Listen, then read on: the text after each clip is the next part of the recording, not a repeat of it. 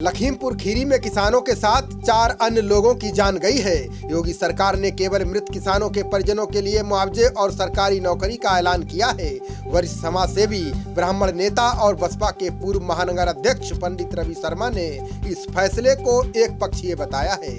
उन्होंने घटना में जान गंवाने वाले निर्दोष ब्राह्मणों के परिजनों के लिए सरकारी नौकरी और मुआवजे की मांग की है। नोएडा सेक्टर 22 RWA संरक्षक पंडित रवि शर्मा ने सिर्फ किसानों के परिजनों को नौकरी और मुआवजे की कड़ी निंदा की है।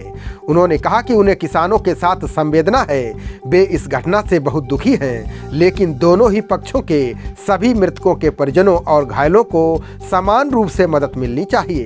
देखिए, सबसे पहली बात तो लखीमपुर खीरी के अंदर जो घटना हुई है वो बहुत ही दुर्भाग्यपूर्ण हुई है। इसका तो मैं मतलब कि इतना जो बेचारे 8 किसान जो मारे गए हैं ये बहुत ही दुर्भाग्यपूर्ण है और ये घटना होनी नहीं चाहिए।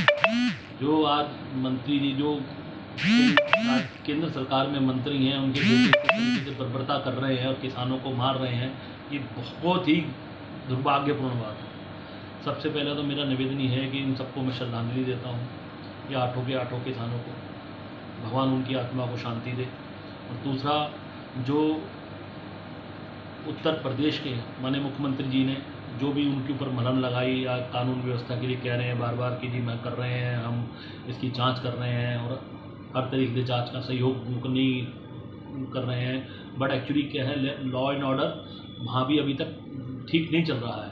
आप देखिए, इतने दिन से पुलिस मेन जो आरोपी है, मुख्य आरोपी, उसको गिरफ्तार ही नहीं कर पाई है। कभी उसकी लोकेशन काठमांडू मिल रही है, कभी उसकी लोकेशन उत्तराखंड मिल रही है, बट अभी तक कोई जो पुलिस उत्तर प्रदेश की उस पर कोई जितनी भी इन्होंने टीमें बना ली हो मगर उसका कोई रिजल्ट सामने नहीं आया है अभी तक। और सेकेंडली सबसे बड़ी चीज़ कि मैं कहता हूँ कि ये मरहम लगाने का जो काम माननीय आदित्यनाथ योगी जी ने, मुख्यमंत्री जी ने किया है कि भाई इनको एक नौकरी दे दी गई और साथ में इनको 45 लाख रुपए दे दिए गए। उस मांग को भी मैं कहता हूँ कम से कम 1 करोड़ रुपए तो देते। 45 लाख रुपए में क्या चलता है आज की डेट के अंदर। दूसरा, ये 8 किसान बेचारे इतने मतलब कि इनका परिवार कैसे चलेगा, और आज ये 45 लाख रुपए होते क्या आज के ज़माने में, 45 लाख रुपए चीज़ ही क्या है। चलिए, जो भी करा गया, बट इस पर मेरा सिर्फ एक अपील है कि इसके अंदर आप किसी भी तरीके से आप इसके ऊपर ज़्यादा से ज़्यादा इस पर जल्दी से जल्दी जांच करके और जो मुख्य अभियुक्त हैं उसको तत्काल प्रभाव से पकड़ा जाए। और एक और अपील करना चाहता हूँ माननीय CM उत्तर प्रदेश श्री आदित्यनाथ योगी जी से कि इसके 8 मृत्यु जो किसान शहीद हुए हैं, इसके अलावा 4 ब्राह्मण भी वहाँ पे उनकी भी मृत्यु हुई है, जिसके लिए कोई संज्ञान नहीं ले लिया गया। उन्होंने कहा कि सरकार को मदद देने में किसी भी तरह का पक्षपात नहीं करना चाहिए।